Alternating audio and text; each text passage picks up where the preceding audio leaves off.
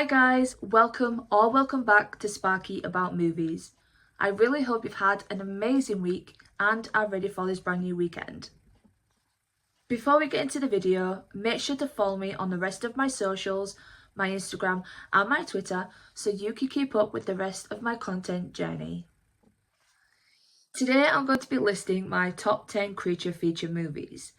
I'll make sure to drop every film I talk about in the description box below. So here is your spoiler warning, guys, for the ones who haven't seen any of these movies. Stop right now, but if you have, make sure to drop your favourite down below.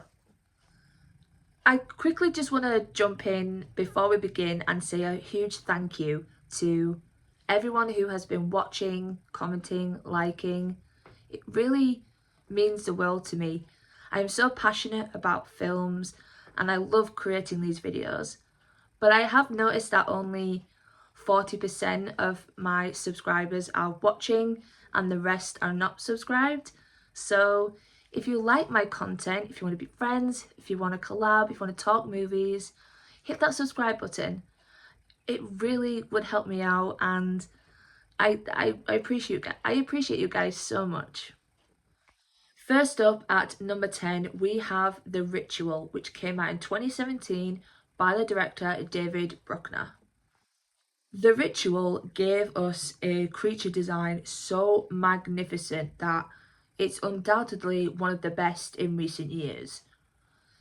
When I think about how it hid in plain sight, it still gives me cold shivers. A highly foreboding film with stunning rural scenery that is shot and captured well. The atmospheric forest is equally beautiful and terrifying. I love the sound effects used with every glimpse you caught of it. The swaying, the creaking, the groaning. It set a very dreadful tone upon its viewers. The Ritual had great, compelling performances as well. Watching each of them fall victim to the forest was intriguing but also bittersweet. You really wanted to know what the true meaning of it all was. Was it paranoia? Was it a cult? Was it karma? Overall, The Ritual is a well-crafted film that delves into lore and delusions whilst also distributing some deeply captivating, frightful moments. Next up at number 9, we have the film Cobweb, which came out last year, 2023, by the director Samuel Bodin. Cobweb is an itsy bitsy horror film that creeps and crawls its way under your skin. It wasn't showing anywhere at the time for me, so I had to find a copy online, and I was left pleasantly surprised. Exploring the story as it unfolded was interesting. You get your fill of twists and turns, really effective jump scares, and awesome visuals. I was threw off a little bit by the questions left unanswered about the monster. I really wanted to know how she came to be, how she was created, why she was the way she was. However, the film does make up for most of its faults due to the excellent performances and its cinematography. There's a certain uniqueness about it. Lizzie Kaplan stole the show. In her eyes, you could see this shaky, reserved persona just cracking, and this insanity seconds from unleashing. With Anthony Starr, he was also utterly terrifying. His smile just left me feeling some type of way, and I love how he manages to do that with just a smile. He manages to look so unhinged with like this glee behind it. Apart from its predictable ending, Cobweb does have the potential to become a Halloween seasonal watch, especially for me anyway, showcasing talented leads across the board, wonderful visuals, some brutal moments, and That classic trick-or-treat vibe. I'm here for it. It's a really entertaining movie. Coming in at number 8 now, we have Jeepers Creepers, which came out in 2001 by the director Victor Salva. Now, outside of the director completely, Jeepers Creepers still holds as much power now as it did over a decade ago, unsettling us throughout its well-paced 90 minutes. As well as being a well-made horror, it contains an unforgettable and frightfully strong presence we come to call the Creeper. The Creeper is indestructible, unyielding, and armoured with impenetrable protection. He enjoys seeking out those who fear him to take from them the parts he needs. It's a very eerie premise that delivers well on great shocks, screams, and scares. Justin Long and Gina Phillips share incredible chemistry, presenting quite a realistic sibling duo. With every encounter and every chase, you feel the terror in their performances. You hear it in their voices.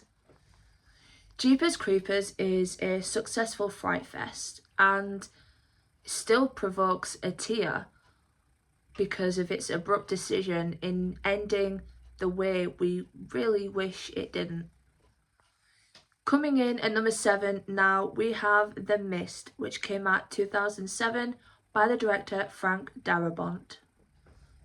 So many bad things happen that after your first watch, it's hard to forget this movie.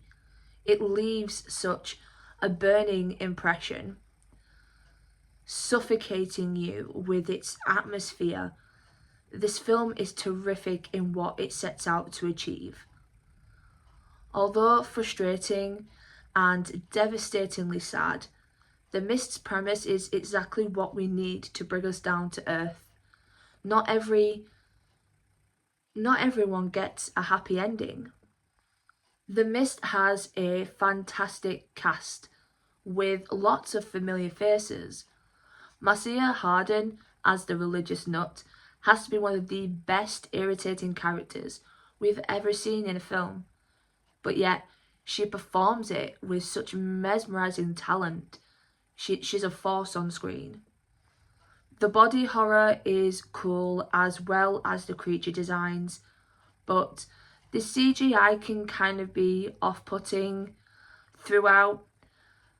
Then again, the film picks up towards its final act, really making up for it. With a one location setting, which is one of my favourites, it reminded me of Dawn of the Dead, just downgraded from a shopping mall to a supermarket, and I really kind of liked that parallel. Parallels and references are something I like to try and spot in movies as well, so it was kind of fun to see that resemblance. Building up to a climax so heart-wrenching, I'm sure you will feel moved after the credits roll. It's a horror movie with real conviction and it deserves all the praise. Now we're at number 6 and we're going to talk about The Thing, which came out in 1982 by the director John Carpenter. John Carpenter has a bucket load of masterpieces in his filmography. The Thing is a strong contender for his best, but Halloween will always be one step ahead. It's got everything that should make it the perfect horror film. The practical effects are extraordinary, still holding up 30 plus years later. The performances are also fantastic, creating such an insufferable and tense atmosphere. Trying to figure out who is the thing or who is infected really doesn't let up. The pace is ongoing and it kicks off straight away. You are just put into outright terror straight away. Whilst in close quarters, the camera work is exceptional and full of delightfully grim scenery. The direction, John Carpenter gives is so well efficient, showcasing the most primal, nightmarish ways of survival. Cleverly, also, turning the men just as dangerous as the monster they're hunting. Now at number 5 we have Crawl, which came out in 2019 by the director Alexandra AJ. Crawl is a heart-pounding creature feature that is also ferocious and energetic. It does greatly, and that is thanks to its dedicated and enthralling performance from Kayla Scodelario. Other projects done by Alexander are tame in comparison, replacing maximum violence for oppressive frights doesn't take away from the nasty and unfortunate events that do occur during this triumphant runtime. He also showed a more technical attempt with his camera work. It was clear, precise, and provoked a real unease in the pit of your stomach. We're given a simple premise that doesn't lean on anything other than its leads or the antagonists swimming circles around them, and it works. No needless drama or filler scenes. It drives on thrills, suspense, and bloodshed. Embracing the elements of natural disaster and the tropes of wrong place at the wrong time, it gives us dispensable characters who prove to be anything but. Crawl is bonded by family, strengthened by fear, and prevails unforgettable. This film is a must watch. Okay guys, we are now at 4th place and we're going to talk about The Descent, which came out in 2005 by the director Neil Marshall. Neil Marshall makes his viewers live out a fear that resides in at least one of us, being trapped underground with no way out and no one coming to save you, just simply counting on your own survival instincts to get you home. The Descent relies on only 2 things: its passionate performance from the all-female led cast and that terrific, transfixing direction from Neil himself.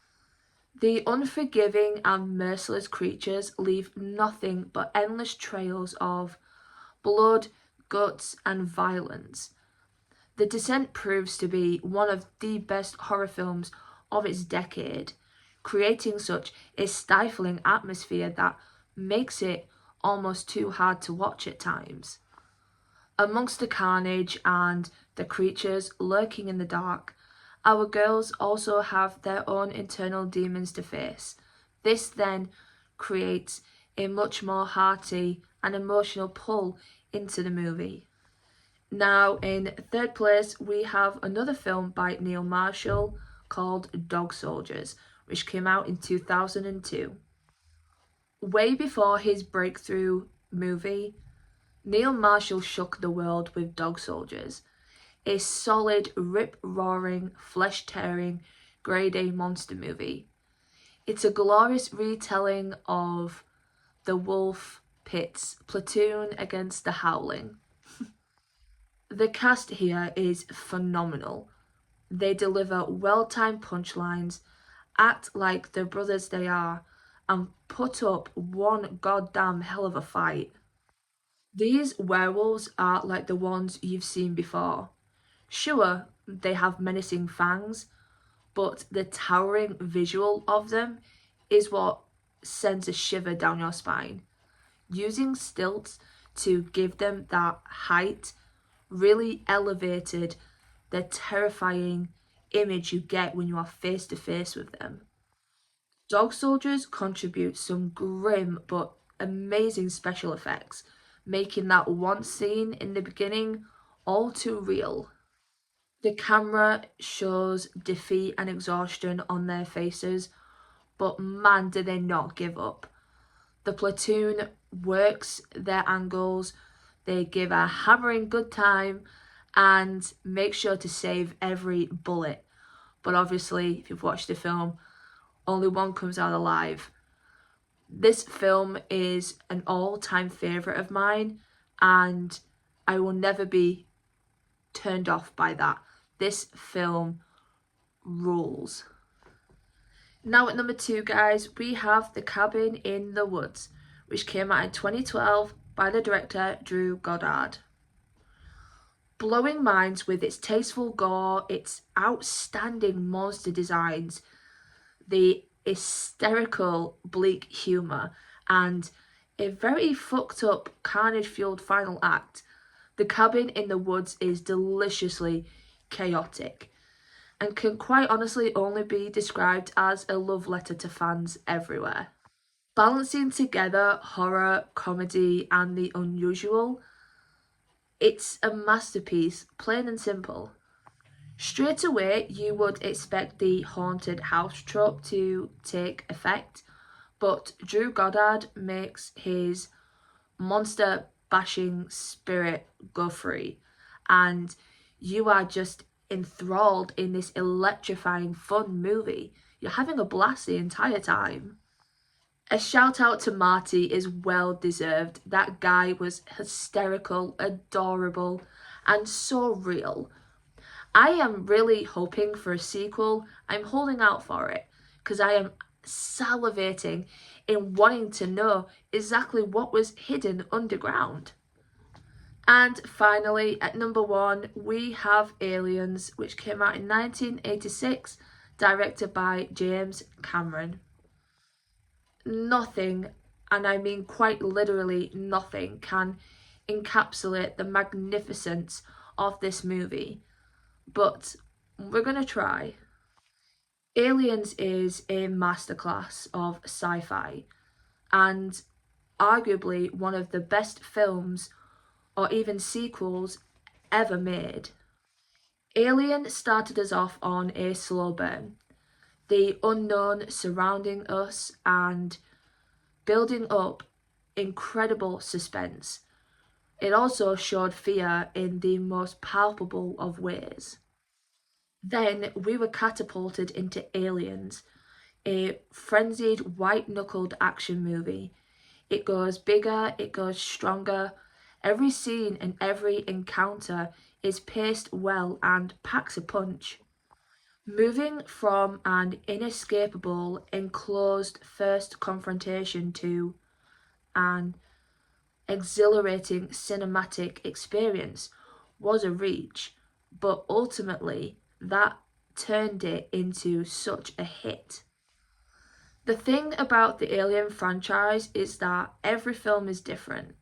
The first one is slow and means to frighten you. The second one completely forfeits everything we know and expands into something so much bigger. Not many films can surpass their original, and Alien is stellar. It's a masterclass, but I fall into the Aliens category.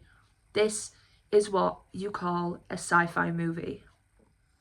A film so emotionally absorbing, visually gripping and fascinatingly engaging, it deserves to be recognised for exactly what it is. Okay guys, there we go. We have my top 10 creature feature movies. If you like this, make sure to give it a thumbs up and comment down below. Also, don't forget to mention your favourite creature feature movie. I would love to know. I really love to engage with you guys, so make sure to comment down below. Until next time, guys, I will see you in my next video. Stay safe, happy and healthy. Bye.